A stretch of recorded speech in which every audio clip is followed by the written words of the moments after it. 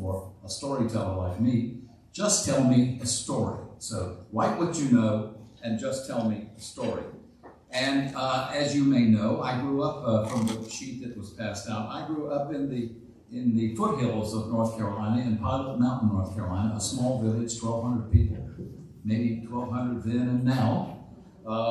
And like some of you, I lived through the tumultuous years and came of age during the upheavals of the civil rights movement of the 1960s. And I began to think, well, maybe I could build a story around that. So I actually began doing some research and some thinking about the storyline of the Tannery many years ago, many more than I'm prepared to admit to you today, and had begun to do some historical research. You know, lawyers are linear thinkers, and so we think that we're very good at things like research and outlining. So I began to do this process, but I really wasn't making very much progress on it. It was an on-again, off-again thing. It was sort of like a hobby. But I remember very vividly in May of 2020, I had been working on the outline, and I came downstairs in our home in the mountains, and I was very excited. I had a sheaf of papers in my hand, 12 single-spaced pages, and I said to Helen Ruth, I'm very excited. I think this is it. I think I can work with this. I've ironed out all the wrinkles. I've overcome, I think, all the obstacles, and I think I'm ready to go. Well, I did not get the supportive response that I thought I might get. Instead, my wife turns to me, Helen Ruth. She's beautiful, but I'm telling you, she can be fearsome when she turns around and puts her hands on her hips and stands contrapposto like this and says, listen, Almond, you need to understand something. Me and all of your friends, every single one of us, we are all sick and tired of hearing about your research, about your outline. You're in the middle of a pandemic now. You've got no excuse, so either go upstairs and write the damn thing or shut up about it. So, like every good husband, I did as I was told, and I went upstairs and sat down at my desk in my man cave, and I stared at what might be the most terrifying image I've ever seen in my life. Can you imagine what that was? A blank computer screen. And then I stared at it some more. And I stared at it some more. But then finally I put my hands on the keyboard and I typed the words, the sky was the color of sour milk, the late afternoon sun, a crystal marble burning through it. And I leaned back and I said, well, that's not half bad. And so then I kept writing. And 5 months and 125,000 words later, here it is. So, what kind of book is it? Well, it's historical fiction, murder mystery, legal thriller, sort of a time machine that's designed to transport readers to a different time and place in North Carolina in the turbulent post-Reconstruction years, and the post-Reconstruction political, social, and yes, racial conditions in North Carolina at the dawn of the 20th century. But it's also a book about justice. As local lawyer Ben Waterman tries to save the life of Virgil Wade, a poor, mixed-race teenage boy accused of murdering the beautiful young daughter of tannery owner Jacob Schumann. It's the morning of July 5th, 1900, and Rachel Schumann is found dead on the north bank of the Yadkin River, brutally beaten, stabbed with a bone-handled skinning knife. So, who killed Rachel Schumann, and why? Well, local prosecutor Vincent Tolliver, he thinks he's pretty sure who killed Rachel Schumann. And why wouldn't he be? For example, it was Virgil Wade's own skinning knife buried deep in Rachel Schumann's chest with his initials, V.W., crudely carved on the bone handle. So, what more is there to know? Well, local lawyer Ben Waterman is not so sure. At the governor's request, he begins to investigate the crime, and he quickly uncovers evidence that does not fit the prosecutor's case. In fact, it points in an entirely different direction. But can Ben prove Virgil's innocence? can he convince an all-male, all-white jury in a small town in the backwoods of North Carolina in 1900? So yes, the Tannery is a work of historical fiction, but the imaginary characters and the events in the book must be understood in their proper historical context. Now, in my experience, and I expect in the experience of many of you, fans of historical fiction want to learn something that they didn't know before they read the book. So you have to be always alert to where does the historical end and the fiction begin? What's the demarcation line between reality and imagination? So understanding the storyline of the Tannery requires, unfortunately, a deeper dive into some of the darker and more shameful personalities and events that were going on in North Carolina as the pivotal election year of 1900 played itself out. So, a bit of history. A face only a mother could love. Right? Thomas Carter Ruffin. Name familiar to anybody? Yeah. Mm-hmm. Right. Ranked by Harvard Law School Dean Roscoe Pound as one of the 10 greatest jurists in American history, Ruffin served as Chief Justice of the North Carolina Supreme Court from 1833 to 1852. He has been revered as one of North Carolina's leading jurists. Statues were erected in his honor. A dormitory on this very campus was named after him, and until recently, a gigantic portrait of Ruffin hung behind the bench in the North Carolina Supreme Court chamber. But in recent years, Ruffin is remembered more for his now reviled opinion in the case of State v. Mann, which was decided in 1830. Well, John Mann was convicted of murder, convicted by 12 all-male, all-white, all slave-holding jurors for shooting a runaway slave named Lydia, who resisted his efforts to whip her for some minor offense. But the North Carolina Supreme Court, very surprisingly, overruled the conviction of Mann on the grounds that slaves were the absolute property of their masters, who could not be punished at common law unless the legislature specifically authorized such punishment. In his opinion, Ruffin wrote the following: "Obedience is the consequence only of uncontrolled authority over the body. The power of the master must be absolute to render the submission of the slave perfect." A year later, in an 1831 letter, Ruffin confessed to giving a good caning to a slave named Bridget.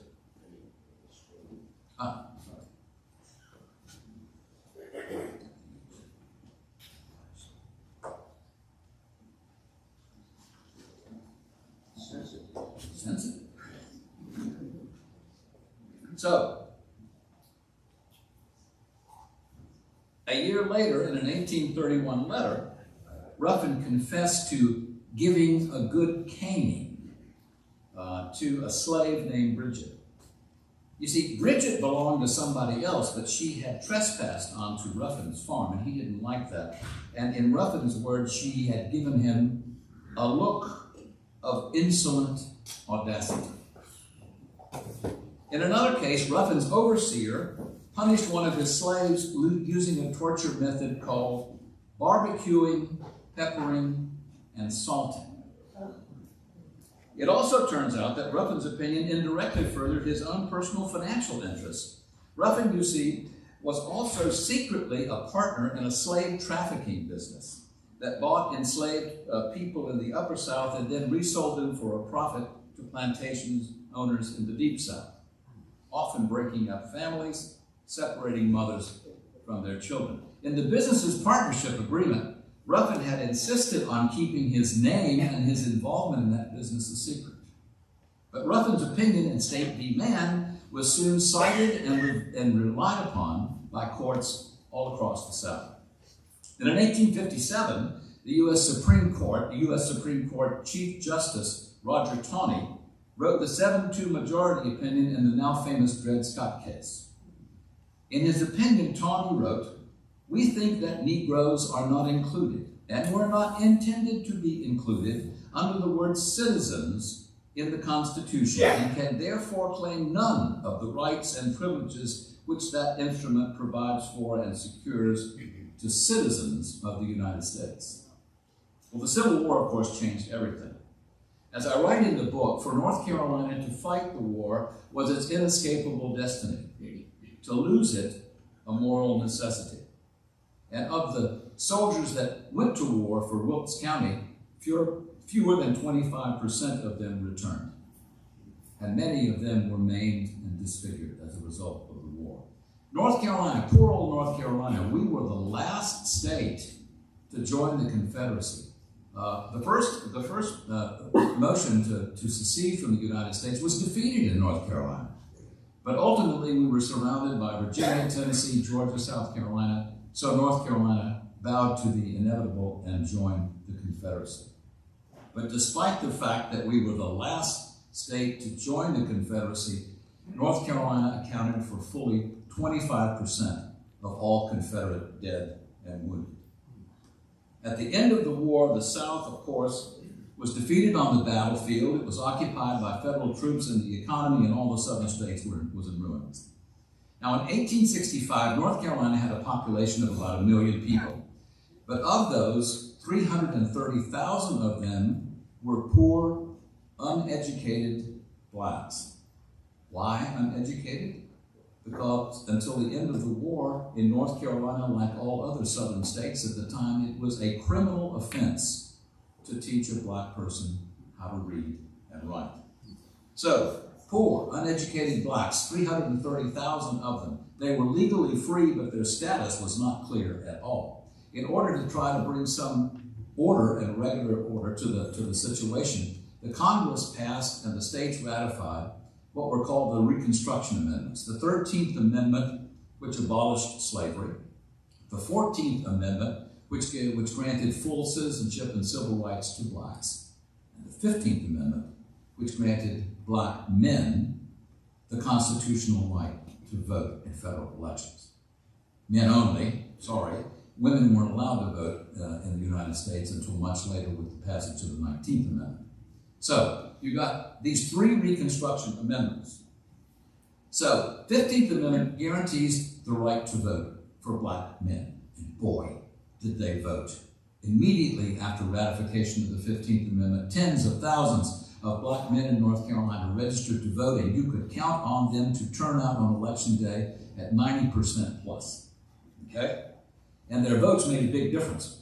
All across the South during Reconstruction, more than 2,000 black men were elected to state and local offices, including North Carolina, and more than 200 of them were appointed to important federal positions. And they all voted. Which party? Republican. That's right. They voted for Republicans. They voted for the Republican Party, the party of emancipation, the party of Lincoln. One of the successful black politicians at that time was a gentleman named George Henry White, who was elected to the United States Congress, House of Representatives, from the legendary, gerrymandered, but legendary Black 2nd District in eastern North Carolina, including Wilmington. From 1897, he served 2 terms, from 1897 to 1901, and during his 2 terms in the Congress, he was the only black person serving in the United States Congress. In fact, he was the last black from the South to sit in the United States Congress, either chamber, from the South, until Barbara Jordan was elected from Texas in 1972. 1901, 1972. No blacks from the South in the United States Congress. But in 1896, a funny thing happened in North Carolina. A coalition of black and white Republicans, they joined together. They collaborated in their campaigns. The Republicans and a new party called the Populists, they recognized that in the last election that they got more votes combined than the Democrats did. But the Democrats They split their vote. And so the Democrats were able to take over the legislature. They said, let's fuse. That's what it was called, fusion politics. So they fused their efforts. They swept the General Assembly, both houses, and they elected a Republican governor in 1896. The last Republican governor to be elected in North Carolina until 1972. Well, all this black voting and blacks holding office proved intolerable to the white ruling class, and the election of this fusionist Republican governor in 1896 proved to be the last straw. Democrats had had enough. They needed a new strategy for the election of 1898, which was but a warm-up to the important gubernatorial election of 1900. They found their strategy in two obnoxious words: white supremacy. Well, whose idea was it? Well, it was the four horsemen of the apocalypse. There they are. Old Furnifold McClendon Simmons. Funny name, powerful man. Simmons was a former United States congressman. He was, at the time, the chairman of the North Carolina State Democratic Party. And after the success of these white supremacy campaigns, the legislature rewarded him by electing and re-electing him to the United States Senate for 30 years. In fact, in 1920, he was proud enough and confident enough that he actually ran for the Democratic presidential nomination. He didn't win, but he felt good enough to run. Now, next is Charles B. Aycock. That's a familiar name, right? If you were in Miss Sadie Hyatt's 8th grade history class, North Carolina history class, like I would, you would have known or learned that Charles B. Aycock was a hero, that he was the education governor for North Carolina. Well, Charles B. Aycock was a rabid white supremacist. Okay? In fact, he died in 1912 in Birmingham, Alabama, in the middle of a speech. He had a heart attack and died in Birmingham, Alabama, extolling the virtues of white supremacy as he prepared to run against Furnifold Simmons for that Senate seat because he didn't think that Simmons was racist enough. Okay? Cameron Morrison from Charlotte. Ah, yes. Miss Sadie Hyatt would have told you as well that Cameron Morrison is to be revered because he was the transportation governor in North Carolina who improved all the farm-to-market roads. And then last, but certainly not least, there was Josephus Daniels. We made a presentation in a bookstore that's owned by Josephus's granddaughter. I didn't know how that was going to go. But she was very, very open-minded about it, I'll have to say. She did not run us out of town, although we also made one in Wayne County to the Rotary Club there, which is where Charles B. Aycock is from, and I thought they might run us out of town.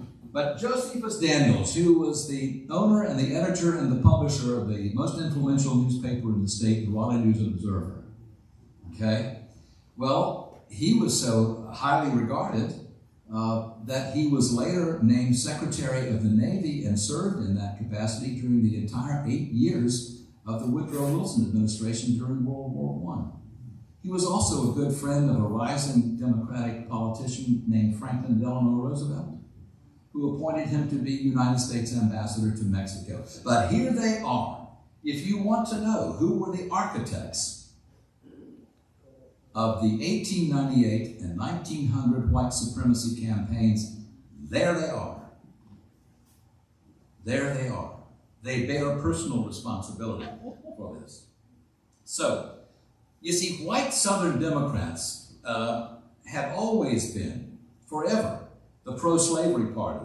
Since the founding of the party during the days of Thomas Jefferson, they were the leaders of the secessionist movement that led to the days of the Civil War. And after the end of Reconstruction in 1877, when the federal troops were finally withdrawn, that's another whole story, Southern Democrats proudly reasserted themselves as the unreconstructed, hateful voice of white supremacy and the myth of the lost cause.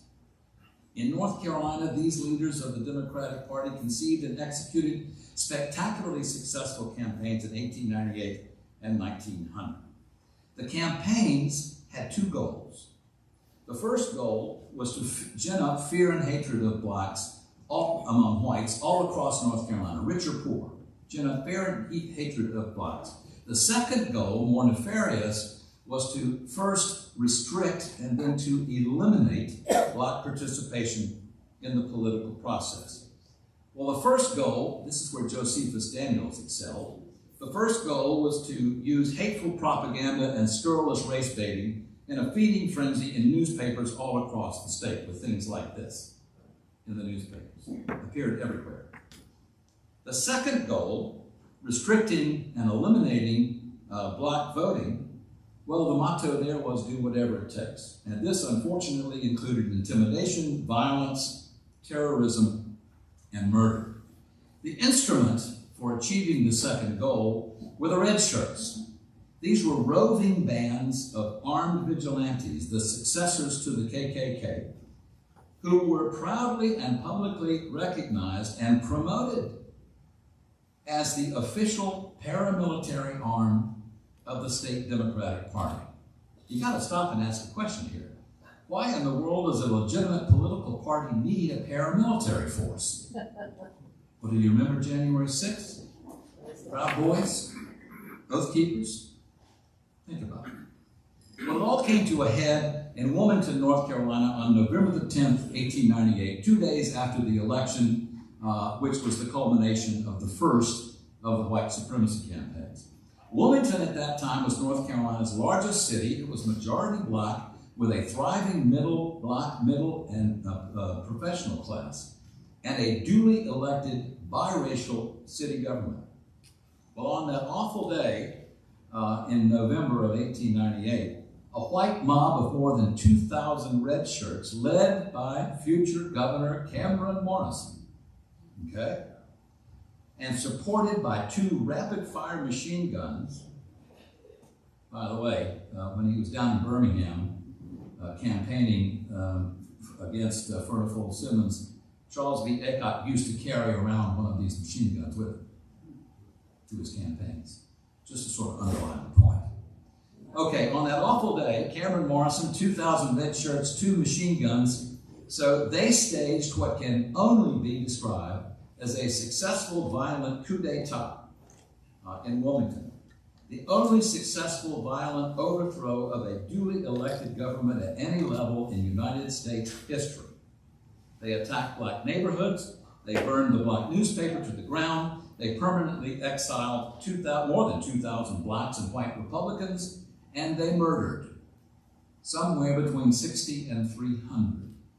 The exact number cannot be, and will never be known, but it was somewhere between 60 and 300. Innocent black men were murdered. Well, the Wilmington Massacre, it was not a secret.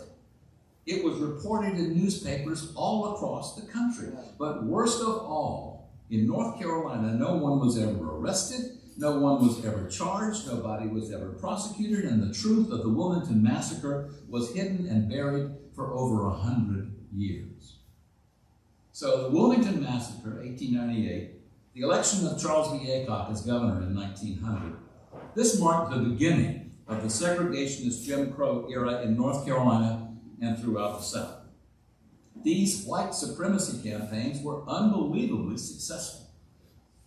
After Democrats recaptured the legislature in 1898, and after Charles B. Aycock was elected governor in 1900, they really got down to work to fix the problem permanently once and forever. So how did they do this? Remember, gin up fear and hatred of black people, right? Easy enough if you go on the newspapers. But number 2 is a little bit more difficult. To restrict and ultimately eliminate blacks from participating in the political process. Well, the 15th Amendment says they've got the constitutional right to vote. How are you going to do that? Well, you couldn't have a solution which was aimed directly at blacks. You couldn't say, no blacks can register to vote. So any solution to this problem had to be on its face racially neutral, applicable to whites as well as blacks. And boy, the cynical intelligence of those 4 guys really came to the fore, because they proposed something that was known as the Suffrage Amendment in 1900. The Suffrage Amendment did 2 things. It imposed a poll tax, and it had a literacy test. Okay? So the poll tax proved to be racially neutral. Everybody's got to pay it if you want to vote. Racially neutral. But it was beyond the financial means of most black people in North Carolina. So, and then you've got the literacy test. Well, as I pointed out earlier, until the end of the Civil War, it was illegal. It was a criminal offense to teach a black person how to read and write. And you had to prove that you could read and write to the local county registrar, who was always white. Okay? So, this looked like a brilliant solution until one of Furnifold Simmons, some of his lieutenants started coming in from the rural areas in North Carolina saying, this is a great idea, Furnifold, about this poll tax, about this literacy test, but you know what? There's a whole bunch of white people out here in these areas in North Carolina that don't know how to read and write either. And so old Furnifold, he says, well, we've got to fix that. And they fixed it by amending the suffrage amendment in another cynical way to say, well, if you can prove that you had a lineal ancestor, okay, who was eligible to vote before 1867, regardless of whether they could read or write, then you don't have to pass the literacy test. Okay? Well, this sounded like a pretty good plan, didn't it? Well, let's see how it worked out. Think about this. Right, black voter registration, we've already established, in North Carolina in 1896 was about 125,000. And they turned out on election day, 90% plus, and they got a lot of black people and white Republicans elected. These are the people who put the fusionist governor, elected the fusionist governor, swept the legislature. Well, then you had the Wilmington Massacre in 1898. Then you had Charles B. Aycock in 1900. That's when the suffrage amendment passed overwhelmingly. Okay, and then it goes into force. All right, 125,000 in 1896. The first election after the suffrage amendment was passed, how many total black votes do you think were cast in North Carolina? Around 6,000. 2 years later, in the first gubernatorial election after the suffrage amendment was passed, how many total black votes do you think were cast? Fewer than 1,300. 125,000 versus 1,300. I'd say the white supremacy strategy worked pretty well, and it established the Democratic Party. It established North Carolina as a one-party state for over 100 years. And in the meantime, during the period 1877, the end of Reconstruction, through 1950, the Equal Justice Initiative tells us that there were more than 4,000 lynchings of innocent black men throughout the South. So this is the historical context. This is the world in which the characters in the Tannery find themselves. Let's move on to the next one. Let's get that gruesome slide. At the end of the day, yes, the Tannery is a murder mystery and a legal thriller, and I hope it's an entertaining one. But as I said, it's also a story about justice. But sadly, Ben Waterman's quest for justice for Virgil Wade, and as described in the Tannery, did not end with the trial of Virgil Wade, and in many ways continued far beyond 1900, and in some sense continues to this very day. Sometimes, many times, like in the Tannery, we must accept the hard truth that law and justice are not the same thing. And they can often be difficult to reconcile. You see, the law is about rules, and justice is about fairness. So I leave it to you to decide whether Ben Waterman was able to achieve justice for Virgil Wade. And as a work of historical fiction, the Tannery is by definition a book about the past. But the past is more than just a glance in the rearview mirror. Sometimes, like today, the past is right here, right in front of us. I opened the book with 3 short quotes. There's a book world story about that, about an argument between me and my publisher, but we can get into that later. I opened the book with 3 short quotes, and I'll close with those quotes, but it was a struggle getting them in, but they're there.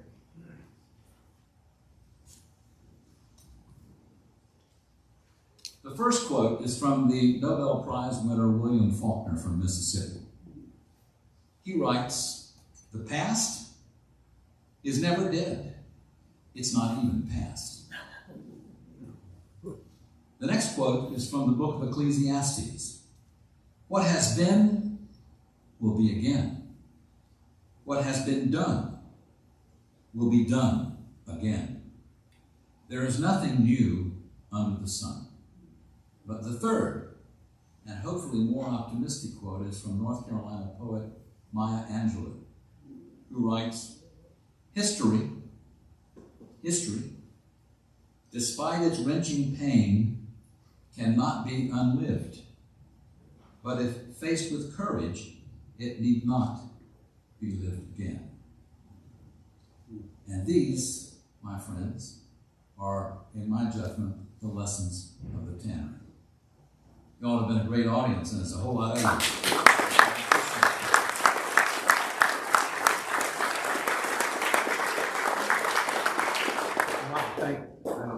Thank you very much. We do have some time for a few questions. I saw Robert's hand first. I'm not afraid to call on anybody because I don't see any of my law school classmates out there who would ask me embarrassing questions. So, please. My question is, how did the News and Observer become such a liberal paper with, I mean, it's never been this little paper in North Carolina. How did it become within Canada? What happened? Well, the News and Observer did not acknowledge the Wilmington Massacre until the 100th anniversary in 1998. Okay. Well, but it was owned by Democrats.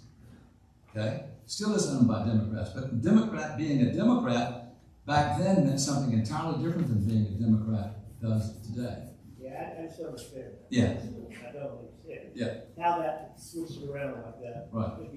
And how the Raleigh News and Observer and the Charlotte Observer became, the spokesman for civil rights, for liberal causes. You know, it just, history's... It makes sense. Yeah. If you face it with courage, it doesn't have to be lived again. Yes, sir. Yeah, the white supremacy movement that you described sounded very extreme. What was going on in the other southern states? Was it similar? Was North Carolina? In the other southern states? Yeah. Absolutely. Oh, absolutely. These riots that occurred, like the Wilmington Massacre, they occurred all across the South and all across the country. And a lot of them occurred in the 1920s when the Klan reasserted itself, came out of hiding. Oregon had one of the strongest Klan white supremacist movements that you can imagine. Chicago, St. Louis, there were race riots everywhere. And of course we have to remember Tulsa. Tulsa, Oklahoma, 35 square blocks leveled, okay, by a white mob. Hundreds of people killed in Tulsa, Alabama. And you know what one of the causes of that was? There's a whole lot of things that backwoods white people could take back then, but one of the things they couldn't take was a black man with a gun who knew how to use it. Okay? This terrified the white supremacists all across the South. So you have World War II, 700,000 blacks volunteered to be registered for the Army, and over 50,000 of them actually served in combat in World War I. And what did they learn how to do? They learned how to proudly wear a uniform. They learned how to use a gun. They learned something about tactics. They learned about how life in France for black people was a hell of a lot different than life back in Wayne County, North Carolina was. Okay? So they came back with a chip on their shoulder. And this caused a lot of trouble with these white mobs attacking blacks all across the country. So, thank you for that question. Over here. You mentioned all the bad people, but you left out the good people. Your ancestor, Marion Butler. Oh, yes, Marion Butler. Thank y'all. Yes? Thank you. Yeah. Well, I didn't need him in this book. I needed the bad people in this thing. But Marion Butler was one of the good guys. Yes, sir. I have a question which I think many of us must have, which is, what in the world is the North Carolina Zeitgeist Foundation? Zeitgeist in German means the spirit of the times. I know what it means. What is the foundation? Well, the foundation was established by the honorary consul from Germany, my good friend Klaus Becker, as a sort of an associated organization to support his work as honorary consul. Then when his term as honorary consul was over, he stepped in as the chairman of the North Carolina Zeitgeist Foundation to promote German, American, and transatlantic business, cultural, all sorts of transatlantic relations, but primarily between the United States and Germany, and that's what we do. We have speakers, we have events, we have a goose dinner, we have a white asparagus dinner, we have a big Christmas party, and this sort of thing. All the questions are coming from the back. One more back here. Way back. Yes. Tell me with a senior moment, the new museum that was recently opened in Alabama, In Montgomery. it's, what do you call it? What was Well, it was built by the Equal Justice Initiative. That's the group that provided the statistic that between 1877 and 1950, there were more than 4,000 black lynchings. I've not been to it, but I really want to go. that was what I was suggesting. Anybody that wanted those of what it was like in the Deep South, go see that. Right. Have you been? I grew up there, and I can't remember the name of the museum. But I've been in North Carolina since 1966. Right. Anyway, go see it if you're in the area. Yes, sir. One more. I may be the only person in here who had to pay a poll tax and pass a literacy test to vote as a resident of Mississippi. Is that right? When was the suffrage amendment repealed in North Carolina? I'm not sure that it has been repealed. I think it may still be part of the North Carolina But Constitution. you don't have to pay a poll tax, and you don't have Correct. I think it's been ruled unconstitutional by the United States Supreme Court, but I'm not sure it's been repealed. I don't know. One more here. Sure. You spoke a lot historically. Where do we stand today? 1956. And what do you think are the issues coming up? Could you repeat the last part? And what should be done? Because you obviously were critical of what happened in the past. And so where are we today? And if there are issues, what should be done? Well, I think that we have to take Maya Angelou's advice. I think we have to face the future with courage and remember the admonition that those who do not remember the past are doomed to repeat it. So I think we need to have self-awareness. I think we need to understand clearly where we are and what we're doing and the consequences and potential consequences of what we're doing and decide what kind of country we want to live in. Only the people can decide what the future of the country is going to be. Thank you so much.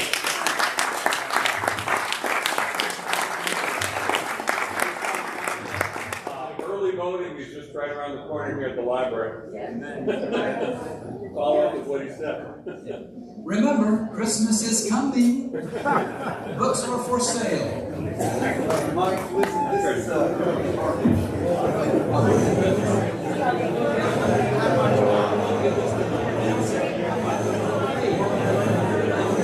Folks, thank you so much for coming out today. Remember, signing and sales of books up front. Christmas is coming. Have a great weekend.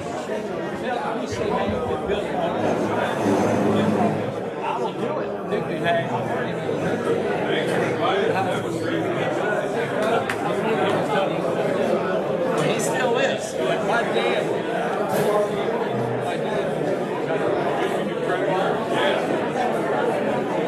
Jim. That's on me.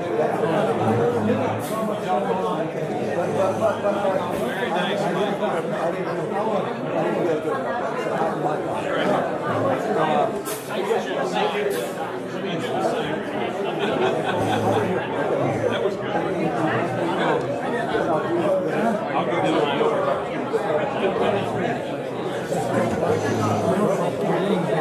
job.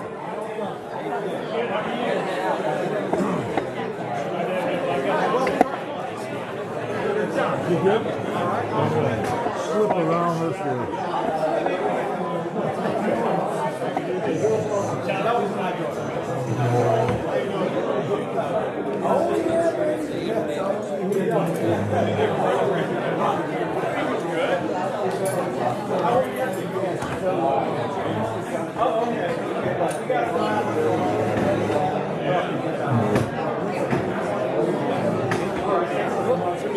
Excuse me, Bob.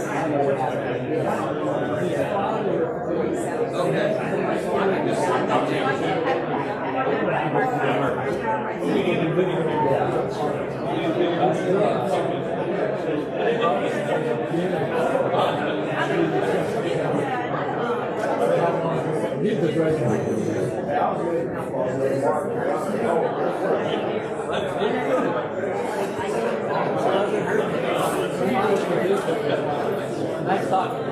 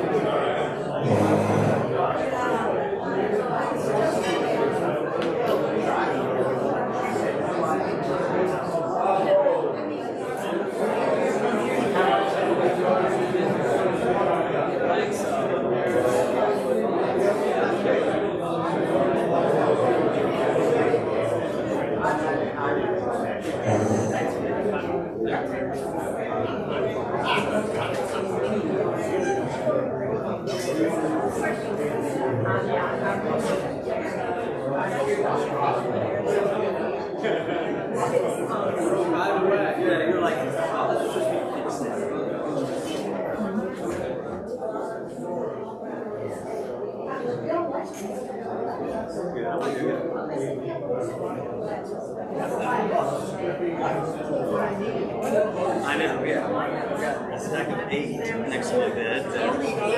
I know, right? Exactly. That's not yours.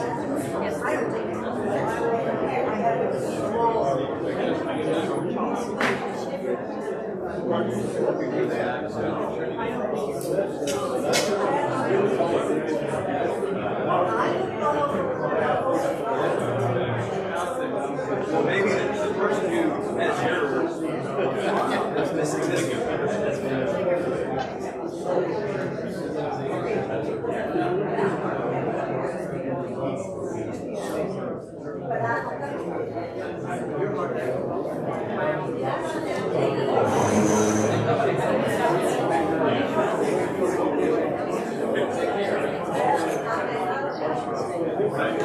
Yeah, no problem. Yeah, no problem. I couldn't imagine it.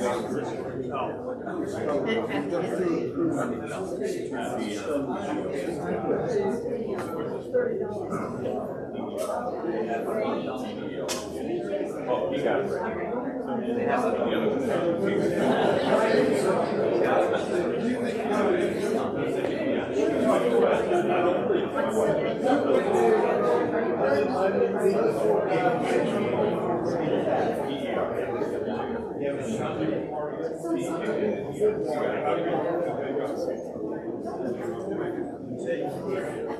I got one.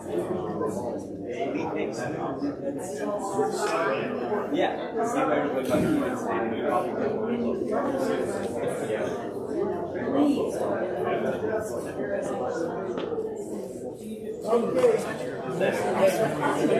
How's everything else?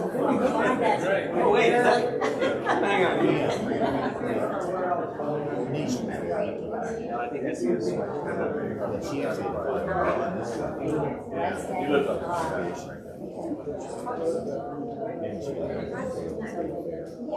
Yeah. Yeah, I know. I was thinking about that.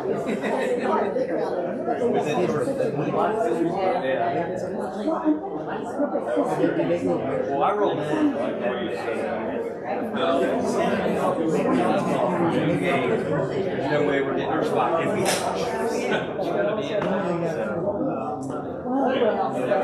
So we just go to the bed. Gary and I stayed. Jonathan, my son went on he's texting. Thank you. He called into the same court. Just tailgated right through half. Saw the second half.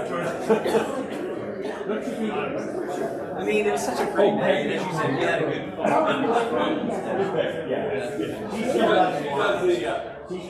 Yeah, you do a lot tonight. Okay, we'll see you later. Yeah, bye. Bye, Barb. I'll mail that check. Well, this is, money, next, you were gonna say Francis thing. Oh, we got back, but I'm gonna, we're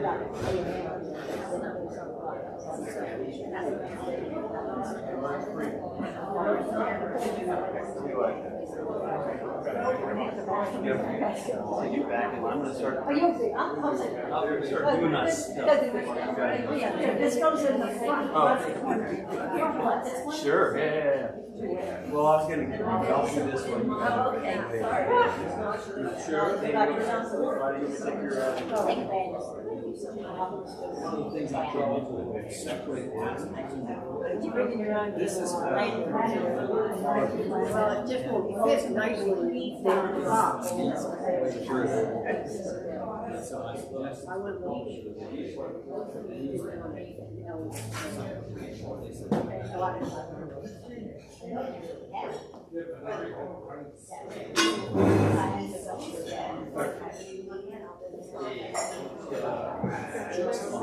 Oh, okay.